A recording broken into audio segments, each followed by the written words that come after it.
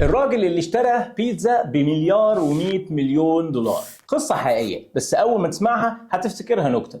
في سنة 2010 مبرمج اسمه لاسازلو اشترى 2 بيتزا من بابا جونز، بس مش بأي طريقة، دفع فيها 10,000 بيتكوين. وقتها البيتكوين كان لسه جديد، قيمته حوالي 4 سنت، يعني الاتنين بيتزا كانوا عاملين تقريبا كده 40 دولار. عارف النهارده ال 10,000 بيتكوين دول قيمتهم كام؟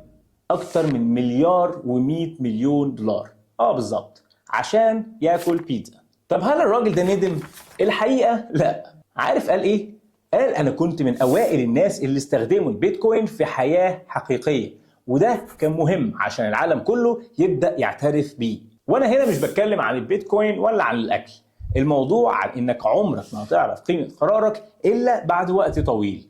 كتير من الناس النهارده بتتفرج على السوق، بتقرا الاخبار، بتتفرج على فيديوهات، وكل شويه عمال تسكرول في فيديوهات استثمار، بس مش بتتحرك.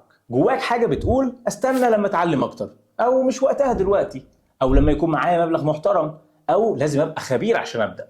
والنتيجه بتعدي سنين من غير ولا خطوه. مش لازم تبدا ب 10,000 بيتكوين، بس لازم تبدا. انت عمرك في الجيم هتعرف تعمل 70 كيلو او 80 كيلو بنش بريس وانت عمرك ما رحت الجيم. لازم تروح عشان تبدا تشيل 10 15 20 لغايه ما توصل لل100 كمان. وده بالظبط اللي الكورس بتاعي معمول عشان، مش عشان البنش بريس لا، انما عشان تبدا استثمار بسيط يناسب دخلك. اكتب كلمه كورس وهبعت لك لينك فيه تفاصيل اكتر عن الكورس اللي ممكن يغير حياتك.